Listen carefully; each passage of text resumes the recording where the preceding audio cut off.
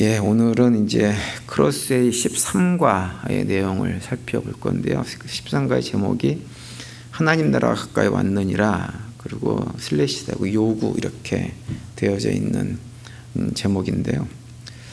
이제 이 13과부터는 어떤 내용이 나오냐면 그 신약의 내용들을 쭉 이제 다루게 되어집니다. 그래서 이제 13과하고 14과 두 과는 기본적으로 이제 마가복음을 중심으로 해가지고 그 메시아의 시대가 도래했다고 하는 것을 쭉 설명을 하고 있죠. 오늘은 그 13과의 그림이 두 개가 나오는데요. 그 두 개의 그림 가운데 한 개만을 좀 살펴보려고 합니다. 그 마가복음은 우리가 잘 알고 있는 대로 복음서 4개 가운데 가장 먼저 쓰여진 책입니다. 그래서 그러다 보니까는 그 복음서의 어떤 기본이 되어진 그런 책이라고 할 수가 있죠. 그래서 이제 마가복음이 가장 먼저 쓰여졌고, 마가복음 기초로 해가지고 마태복음하고 누가복음이 기록이 되어져 있습니다. 그래서 이 마태복음과 누가복음을 보면 마가복음하고 기록된 순서, 배열이 거의 일치합니다. 물론 이제 그 마태복음하고 그 누가복음 같은 경우는 마가복음에 없는 내용이 추가된 내용들이 많이 있어요. 왜냐하면 이제 뒤에 기록됐기 때문에, 또 그 복음서를 이렇게 기록해가지고 읽게 만든 대상이 조금 달랐기 때문에 그들에게 필요한 말씀들을 또 추가적으로 넣은 것들이 이제 마태복음과 누가복음입니다. 근데 이제 그 기본은 어떻게 되어 있느냐? 마가복음이 가장 기본이 되는 복음서죠. 그래서 우리가 나중에 이제 기회가 있으면 주일날 제가 마가복음을 한 좀 구체적으로 강해 설교를 할 계획도 있는데요. 어쨌든 마가복음이 그렇게 가장 기본이 되는 복음서이기 때문에 복음서를 우리가 읽을 때, 공부할 때 마가복음부터 읽는 것이 굉장히 좀 필요합니다. 마가복음과 특징이 뭐가 한 가지 있냐면, 마가복음은 마태복음하고 누가복음과 달리 예수님에 대한 탄생의 기사가 전혀 없어요. 마태복음도 예수님 탄생 기사가 상당히 자세하게 기록되어져 있고, 또 누가복음도 누가복음은 더 자세히 기록되어 있죠. 자세히 기록되어 있는데 마가복음에는 예수님 탄생 얘기가 전혀 없고, 우리가 조금 전에 읽은 대로 처음에 1장 1절에 하나님의 아들 예수 그리스도 복음의 시작이라 이렇게 하면서 바로 세례 요한의 등장, 세례 요한의 세례 이런 것으로부터 시작을 합니다. 근데 이제 마가복음이 이렇게 기록된 것은 그 의도가 있어요. 다음 주에 이제 제가 설명을 좀 드리겠지만, 예수님께서 그 이스라엘 백성들이 애국과 그 바벨론에서 이렇게 노예로 포로 생활하다가 해방된 일, 그것도 이제 구약 시대에는 굉장히 중요한 일이었지만, 그거보다도 같은 맥락이지만 그거보다도 훨씬 더 중요한 일을 하러 오신 분이라고 하는 것을 이렇게 증거하기 위해서 맨 먼저 세례, 예수님께서 세례받는 장면부터 언급을 하고 있는 것입니다. 그래서 이제 13과 첫 번째, 오늘 보실 그림이 이 그림인데요. 이 그림은 이제 어떤 내용이 담겨져 있냐면, 한 가지는 예수님께서 주로 어디에서 활동을 하셨는가라고 하는 것을 이 그림이 보여줍니다. 그리고 마가복음에 기록된 예수님의 사역의 핵심 내용이 무엇인가라고 하는 것을 이 그림 한 장이 우리에게 보여주고 있습니다. 마태복음하고 누가복음도 좀 마찬가지인데요. 그 마태, 마가, 누가복음에 보면 예수님께서 이렇게 주로 사역을 하셨던 지역이 어디냐면 갈릴리 지역입니다. 예수님이 예루살렘은 몇 번 방문한 걸로 이렇게 되어 있지만, 사실 마가복음 같은 경우는 한 번 방문한 걸로 되어 있어요. 왜 방문했느냐? 십자가에서 돌아가시기 위해서 방문하신 것뿐이 없어요. 그러니까는 예루살렘은 굉장히 제한적으로 가셨습니다. 그래서 이제 이 그림에서 왼쪽에 있는 이 그림이 이제 그 예수님 당시 예수님께서 주로 활동하셨던 지역을 표시를 해놓고 있는 것인데요. 빨간색으로 된 동그라미가 주 활동지였고, 그 화살표가 되어 있는 것은 예수님께서 이따금 그 지역으로 가셔가지고 이동하셨다고 하는 것을 이렇게 표시를 해놓고 있습니다.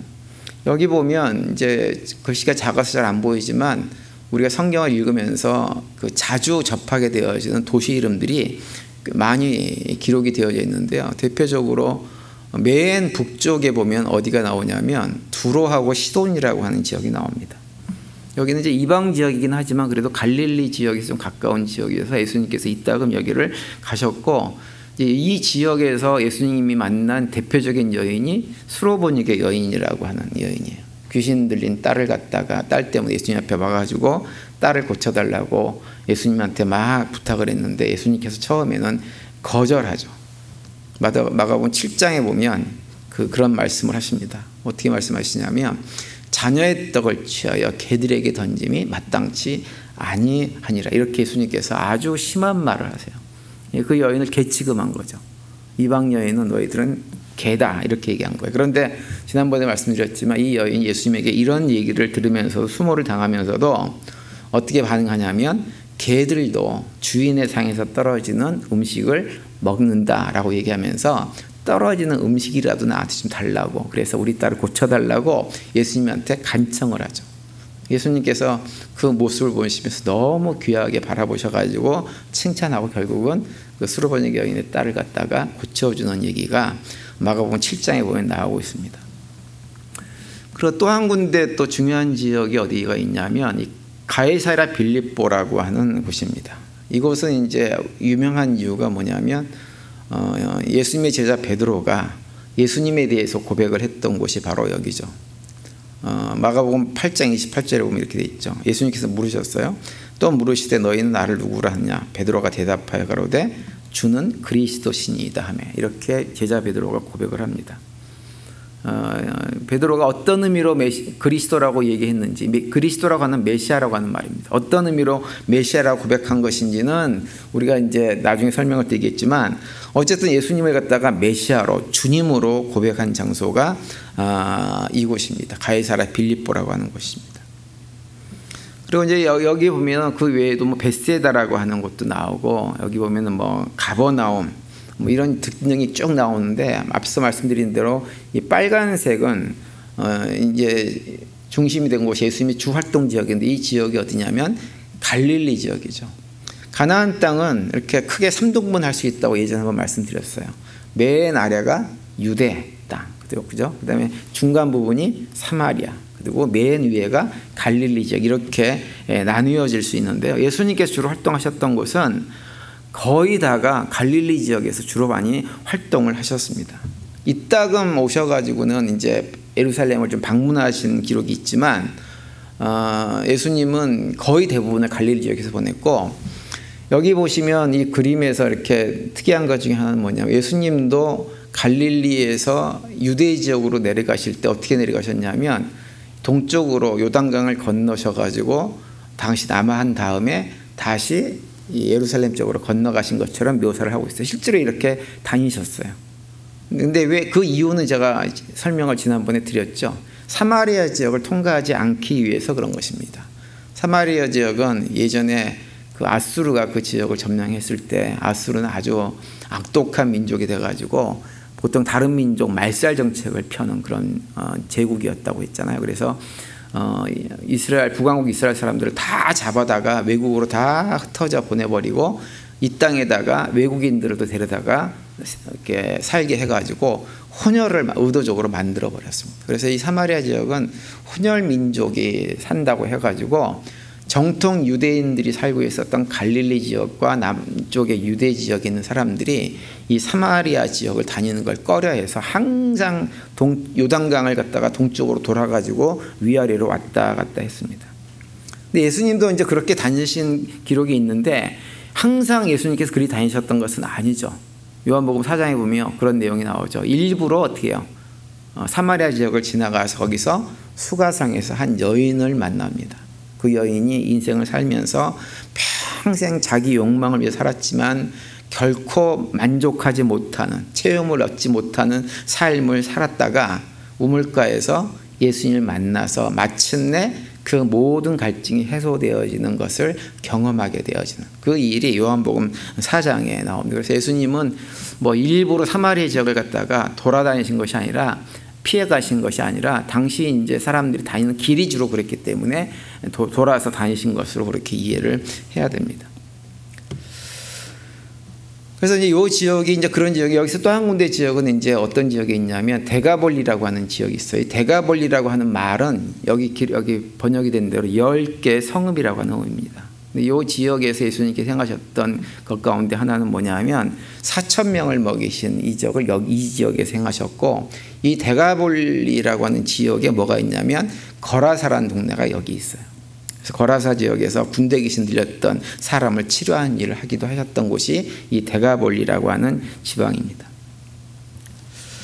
그런데 이제 이 13과 첫 번째 그림에서 특별히 좀 강조하는 것이 있는데, 앞에서 말씀드린 대로 예수님은 갈릴리 지역에서 활동하셨다고 하는 거예요. 그것이 굉장히 중요합니다. 사실 우리는 언뜻 생각할 때 어떤 생각을 할 수 있냐면, 예수님께서 주 활동 무대가 예루살렘이었을 것이다라고 하는 것이 언뜻 생각이 듭니다. 근데 성경을 자세히 읽어보면 예수님의 거의 대부분의 활동은 어디서 이루어졌냐면 갈릴리 지방, 그 지역 주변에서 거의 다 행해졌어요. 그러니까 변방에서 예수님께서 활동을 하신 거예요. 왜 예수님께서 이 변방에서 활동을 하셨을까? 여러 가지 설명을 많이 합니다. 그 마가복음에 보면 마가복음 전체를 갖다가 이렇게 읽어볼 때 그 특별하게 보이는 특징이 한 가지 있어요. 그것은 뭐냐면 예수님께서 자기 자신이 누구인가라고 하는 것, 특별히 자기 자신이 메시아로 이 세상에 오셨다는 사실을 자꾸 감추려고 한다고 하는 거예요. 그게 마가복음의 아주 특징입니다. 그러니까 예수님께서 갈릴리 지역에서 사역을 하신 이유도 그 가운데 하나예요. 자기 자신을 예수님께서는 내가 메시아로 이 세상에 왔다고 하는 것을 드러내셨냐면 드러내기를 꺼려 하셨어요. 여러 가지 사역을 통해서 본인이 메시아인 것이 눈에 보여요. 눈에 보이긴 하지만 본인 입으로 내가 구약에서 예언된 바로 그 메시아다라고 하는 것을 직접적으로 알려주지 않으려고 하는 것을 마가복음에서 우리가 확인할 수가 있습니다. 마치 무엇과 똑같냐면 오늘날 그 스무고개 게임 아세요? 스무고개 게임 들어보셨어요? 스무고개 게임은 어떤 거냐면 질문을 하나하나 해가지고 20개까지 질문을 해서 답을 맞추는, 어떤 경우는 뭐 5개만 해서 맞추기도 하고, 어떤 경우는 10개를 해서 맞추기도 하고, 어떤 경우는 20개까지 다 물어봐도 못 맞추는 경우가 있는, 그러면 못 맞추면 지는, 이런 게임이 있어요. 근데 마가복음을 읽어보면 마치 20곡의 게임을 하는 것처럼 느껴지는 부분들이 상당히 많이 있습니다. 예수님께서 스스로 자기 자신을 자꾸 감추려고 해요. 보여주지 않습니다. 왜 그랬을까? 그러니까 그 이유가 여러 가지 뭐 설명을 하는데, 학자들의 견해는 크게 두 가지. 한 가지는 뭐냐면 예수님께서 자신을 그 구약에 예언된 메시아라고 하는 걸 공개적으로 밝히게 되어지면 로마 제국에 의해서 바로 죽임을 당할 가능성이 있었기 때문이라고 설명을 합니다. 왜냐하면 실제 역사 속에서 보면 이제 이스라엘 백성들 가운데서 자신이 그 구약에서 예언된 메시아, 구원자, 자기 민족을 구원할 구원자다라고 주장을 했다가 실제로 로마 제국에 의해서 죽임을 당한 사람들이 여러 명 있었습니다. 그러니까 로마 제국의 입장에서는 이스라엘 백성들의 구원자라고 하는 사람들은 어떤 사람들이냐면 로마 제국을 저항하는 그 저항 세력의 우두머리로 인식을 할 수밖에 없었다고 하는 거예요. 그래서 이제 이런 상황 때문에 예수님께서 지혜롭게 활동을 하시면서 자신이 메시아라는 걸 공개적으로 드러내지는 않으셨고, 특별히 활동 영역도 예루살렘, 모든 정치 세력, 종교 세력이 다 몰려있는 예루살렘 중심 활동을 하지 않고 갈릴리 지역에서 활동을 하셨을 것이다, 이렇게 설명을 합니다. 그리고 또 한 가지 이제 설명하는 것은 어떤 이유 때문에 메시아인 걸 감췄냐면, 사람들이 메시아에 대한 기본적인 잘못된 메시아관을 당시에 다 가지고 있었기 때문이라는 설명을 해요. 그러니까 예수님은 본인은 사람들이 당시에 그 시대를 살아가던 사람들이 기대했던 메시아상이 있죠. 제가 지난번에 이미 설명한 대로 정치적인 힘을 가진 다윗왕과 같이, 그래서 이스라엘 민족을 로마 제국이라는 압제로부터 해방시켜줄 어떤 존재로서의 메시아를 당시 유대인들이 다 가지고 있었어요. 그런데 예수님께서 이 땅에 오신 목적은 그런 거 해주려고 온 것이 아니었단 말이에요. 그래서 사람들이 이미 잘못된 메시아관을 가지고 있었기 때문에 본인이 메시아라고 밝히 드러내는 것이 전혀 의미가 없었기 때문에 예수님께서 자기 자신을 감추고 사람들이 예수님을 메시아로 바라보는 순간 잘못된 기도를 하셨기 때문에 어떻게 해서든지 자신이 메시아인 것은 이렇게 확인시켜주지 않으려고 뭔가 사역은 하시지만 본인 입으로 내가 그 메시아다 이렇게 말씀하지 않는 모습을 마가복음에서 많이 보여줍니다. 근데 이제 어쨌든 그런 설명을 하는데 그 설명이 딱 그렇다고 맞는 설명이냐? 그건 아니에요. 우리가 성경은 마가복음을 통해서 읽어봐도 예수님께서 왜 본인이 메시아인 것을 확연하게 말씀으로 공개적으로 이렇게 선포하고 내가 그 사람이니 나를 따라와라 이렇게 하지 않았을까? 우리가 그건 알 수가 없지만 분명한 건 뭐냐면 마가복음에 기록된 예수님의 사역을 통해서 예수님이 바로 구약에서 막 약속하신 그분이시구나라고 하는 것을 우리가 알 수가 있는 것입니다. 그래서 이제 여기 그림에도 보면 그런 내용들을 중심으로 쭉 그려놓고 있죠. 그 마가복음의 전체적인 주제라고 할 수 있는 성경 구절이 한 군데 있어요. 그 어디냐면 마가복음 10장 45절입니다. 이렇게 돼 있죠. 인자가 온 것은 섬김을 받으려 함이 아니라 도리어 섬기려 하고 자기 목숨을 많은 사람의 대속물로 주려 함이니라 이렇게 말씀하세요. 이것이 마가복음의 가장 중요한 핵심 말씀이라고 할 수 있습니다. 예수님은 만왕의 왕이세요. 만왕의 왕으로 창조주 하나님으로 인간의 육신을 입고 이 땅에 오셨는데 그 만왕의 왕이 인간의 육신을 입고 이 땅에 오신 이유가 뭐냐? 인간들에게 섬김을 떠받침을 받기 위해서 오신 것이 아니라고 하는 거예요. 예수님께서 오신 목적은 무엇이냐? 섬기러 오셨다고 하는 거죠. 섬기러. 그것이 예수님께서 이 세상에 오신 단 한 가지 이유예요. 근데 어떻게 섬기느냐? 그냥 뭐 원하는 거 다 심부름해주고 뭐 그러면서 섬기느냐? 그게 아니고 죄 가운데 살아가면서 그 죄의 문제를 자신들 스스로는 결코 해결하지 못하고 살아가는 그 죄인들인 우리들의 죄의 문제를 해결해 주는 섬김, 그 섬김을 위해서 예수님께서 이 땅에 오신 거죠. 그걸 선포하고 있는 거예요. 그래서 이 선포를 통해 가지고 예수님은 어떤 메시지를 전하고 있냐면 나는 그동안에 너희들이 유대인들이 기대했던 그런 식의 메시아는 아니다라고 하는 것을 오히려 분명히 선포하고 있는 것입니다. 그래서 이제 그 사역을 통해서 우리가 그런 모습을 볼 수 있는 것이 이 오른쪽에 있는 그림들인데 오른쪽에 있는 맨 위에 그림을 보시면 이런 그림이에요. 이런 그림. 이것은 무엇을 그려놓은 거냐면 예수님께서 세례받는 장면을 그려놓은 것입니다. 그래서 그 위에 있는 파란색은 뭐냐면 물방울이고요. 물방울이고 그 다음에 가운데 있는 건 뭐예요?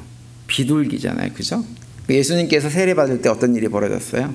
하늘에서 이는 내 기뻐하는 아들이다라고 하면서 성령이 비둘기같이 내렸던 그것을 묘사하고 있는 거예요. 그리고 밑에 있는 왕관은 뭐냐 하면 하나님께서 하늘에서부터 이렇게 말씀을 하시잖아요. 이는 내 기뻐하는 아들이다 라고 얘기하잖아요.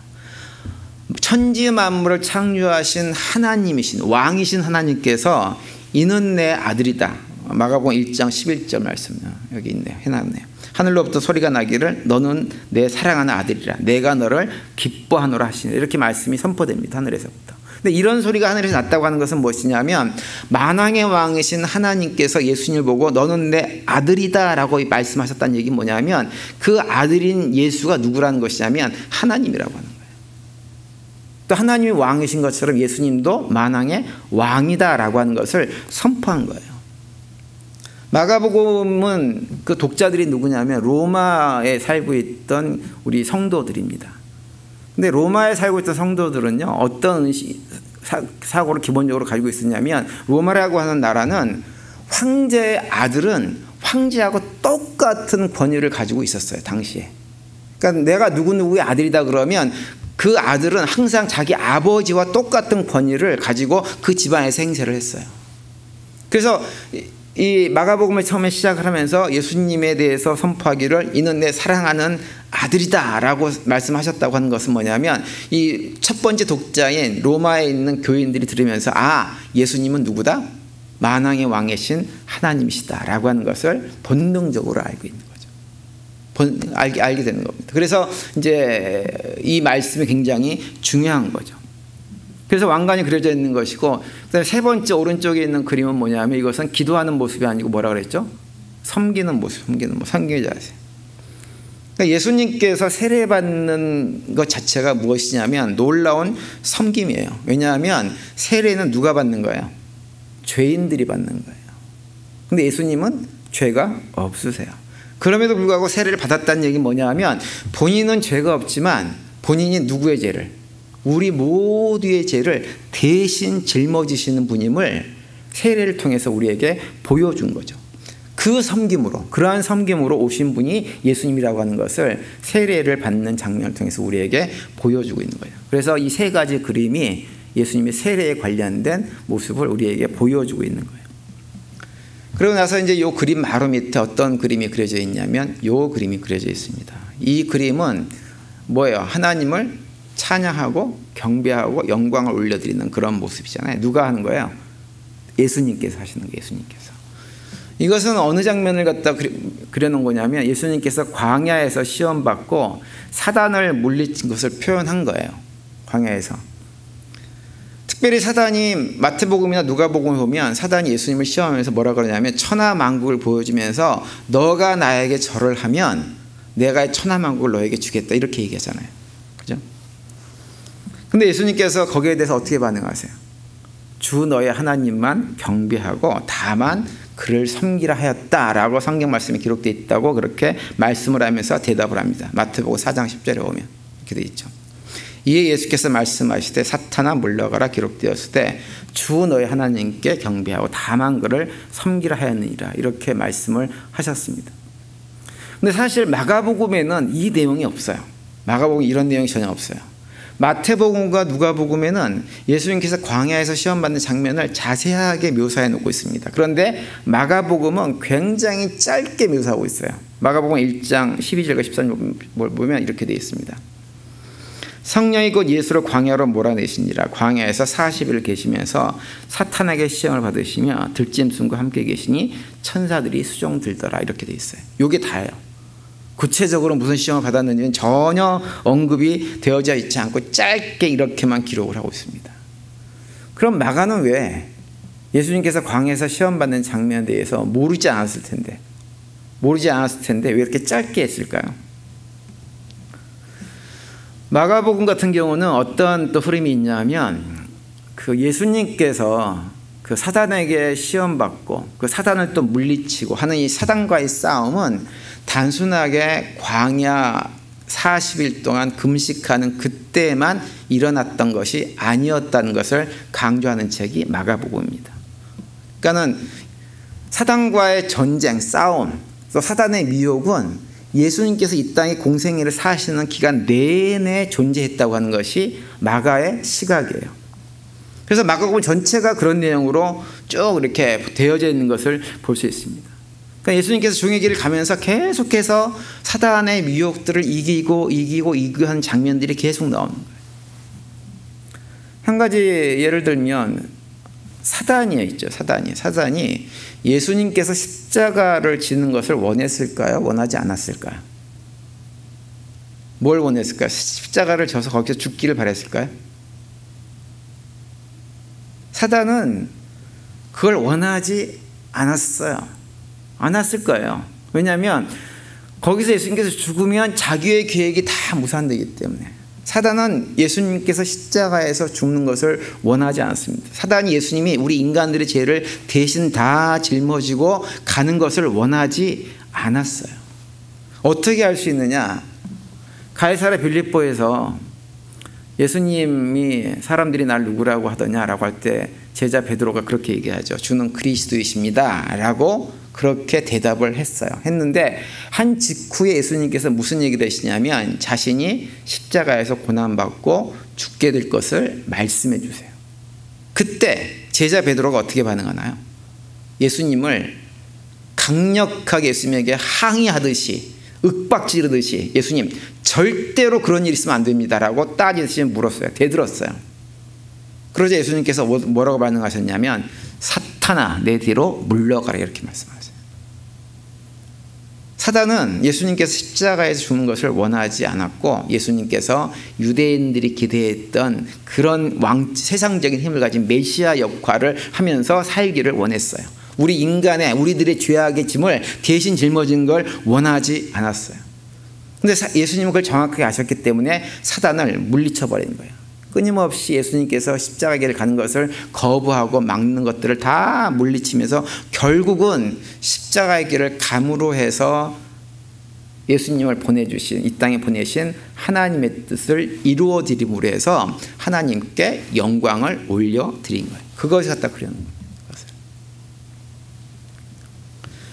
당연히 당시 유대인들은 그런 방식의 메시아는 원하지 않았고 심지어는 예수님의 제자들도 그런 것을 원하지 않았습니다. 그런데 예수님은 그 길을 걸어가셨어요. 그리고 결국은 십자가에서 죽으시고 부활을 통해서 예수님이 이 땅에 종으로 오셨지만 진짜 생명의 주인 되시는 분이라고 하는 것을, 왕이라고 하는 것을 우리에게 확증해 주셨죠. 사실 오늘날 교회도 예수님의 이런 모습을 닮아가야 됩니다. 왜냐하면 우리도 끊임없이 이런 미혹에 시달리는 존재들이에요. 종으로 섬기지 말라고 주변에서 끊임없이 얘기합니다. 너의 자존감을 위해서, 너의 성공을 위해서, 너의 삶을 위해서, 너가 주인 되어지고 왕 되는 자리에 올라가는 것을 위해서 살라고 하지, 우리에게 그런 것들을 예수님이 걸어가신 그 길을 걸어가라고 요구하지 않습니다. 심지어 예수님에 대한 기대감도 사실은 유대인들이 가졌던 기대감과 똑같은 기대감을 가지고 살아가는 것이 안타깝지만 우리의 현실이에요. 그런데 예수님은 마가복음을 통해서 뭘 말씀하시냐면 아니라고 하는 거예요. 너희들이 기대하는 그런 메시아는 가짜야. 진짜는 그것이 아니야 라고 우리에게 말씀해 주고 있습니다. 예수님은 하나님께서 아버지가 보내신 목적 그대로 사명을 감당하심으로 해가지고 하나님께 영광 돌리는 삶을 살았다고 하는 것이 마가복음에서 우리에게 들려준 얘기입니다. 그리고 나서 이제 다음 그림은 어떤 그림이냐면 메시아로서 예수님께서 어떤 사역을 하셨는지를 구체적으로 보여줍니다. 그림들을 통해 가지고. 그래서 먼저 이제 검정색으로 된 이런 그림이 있는데 이것은 무엇을 그려놓은 거냐면 민수기 21장에 보면 이스라엘 백성들이 광야에서 하나님께 막 원망하다가 어떻게 됐어요? 하나님께서 불뱀을 보내가지고 사람들을 막 물어 죽게 만들잖아요. 그렇죠? 그때 모세가 장대에다 구리뱀을 만들어가지고 그걸 쳐다본 사람들은 다 살리게 만들어졌어요. 하나님께서 그들을 치료해 주신 거죠. 근데 메시아가 오면 그런 치료의 역사가 일어날 것이라고 하는 것을 구약성경이 우리에게 말씀을 해주는데 예수님께서 그 사역을 감당하셨다고 하는 거예요. 이사야 35장 5절에 6절에 보면 이렇게 말씀을 하고 있죠. 그때 소경의 눈이 밝을 것이며 귀머거리가 귀가 열릴 것이며 그때 저는 자는 사슴같이 뛸 것이며 벙어리에서는 노래하리니 이는 광야에서 물이 솟겠고 사막에서 시내가 흐를 것입니다. 이렇게 말씀을 하고 있습니다. 예수님께 실제로 오셔가지고 이런 사역을 하셨어요. 공생에 사는 동안에 많은 사람들을 치료해 주셨어요. 특별히 마가복음 같은 경우는 1장부터 그것이 등장을 합니다. 사역을 시작하자마자 바로 이런 이적을 행하시는 장면들이 등장을 해요. 21절부터 28절까지 보면은 귀신 들린 사람을 치료해주고 29절부터 31절까지는 열병이 들어서 누워있던 베드로의 장모를 치료해주고 32절부터 다시 각종 병든 사람들이 다 예수님께 와가지고 치료를 받고 귀신 들린 사람들도 다 치료받는 일들이 막 일어나는 것을 보여줍니다. 구약에서 예언된 메시아가 오셨을 때 일어난 일들을 예수님께서 본인이 본인의 입으로 내가 그 사람이야, 그 메시아라고 말씀 안 하셨지만 사역을 통해서 다 보여주신 거예요. 두 번째 또 그 다음 그림은 이 그림인데요. 이 그림은 뭐냐면 밑에 있는 것은 이것은 어떤 의미로 이렇게 그렸는지 잘 모르겠는데 내용은 어떤 내용이냐면 예수님께서 무리를 걸으신 기적을 행하시는 이 장면을 그린 것이라고 합니다. 시편 89편 9절에 보면 이런 말씀이 있죠. 주께서 바다의 흉흉함을 다스리시며 그 파도가 일어날 때 평정하시나니, 이런 말씀이 있죠. 바다 위를 걸으시고 풍랑이 있는 바다를 잠잠케 하시는 분 누구예요? 하나님이라는 얘기예요. 하나님.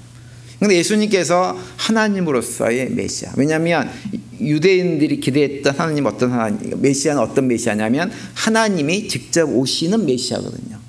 구약에서 그렇게 예언을 하고 있죠.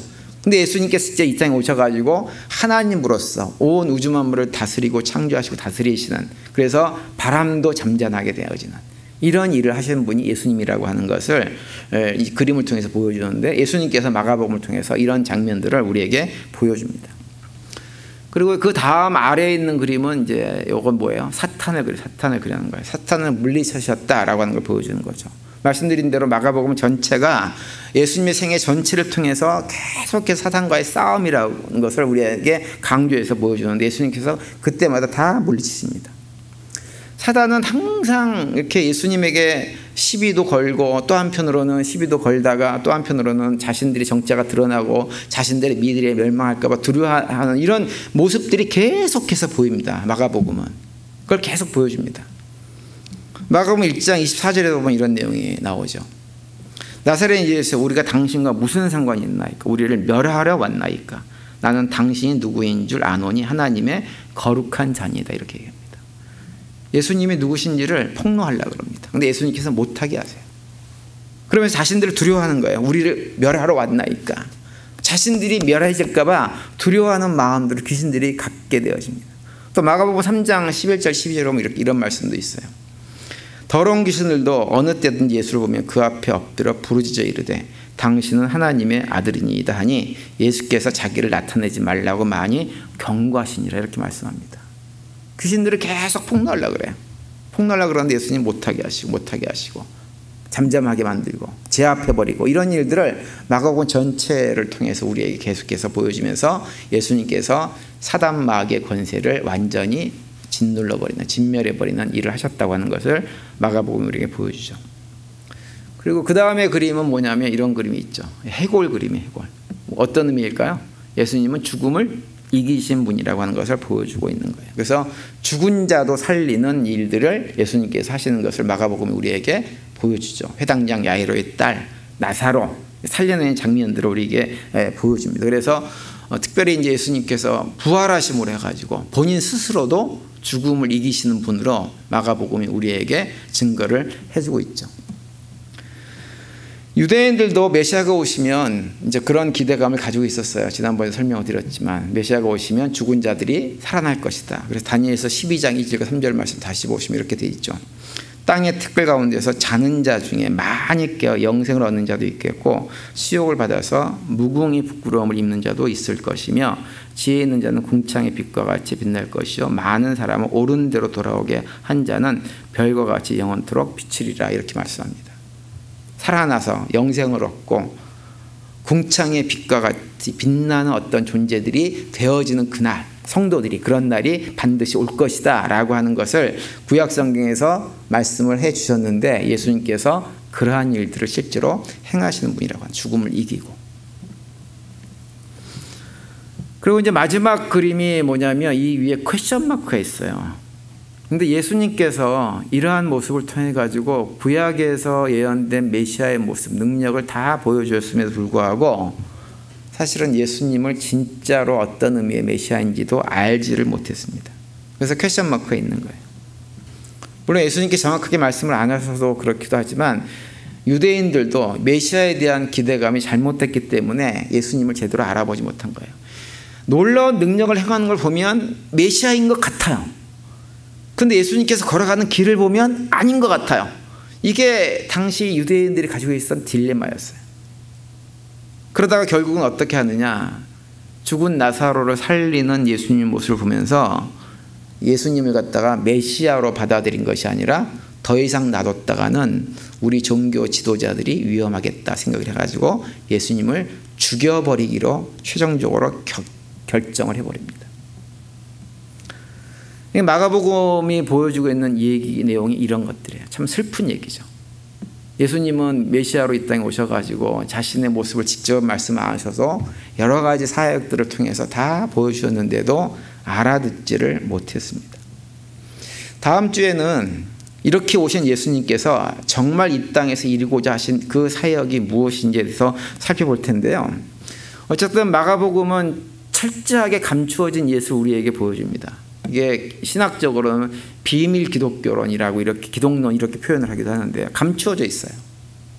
근데 놀라운 건 뭐냐면 그렇게 감추어져 있는 예수 그리스도, 메시아 예수 그리스도의 모습을 하나님께서 어떤 사람들의 눈은 밝히 열어서 그걸 보게 해주셨다고 하는 거예요. 그걸 본 사람들이 있다고 하는 거죠. 그런데 그 본 사람들 가운데 한 사람이 누구냐?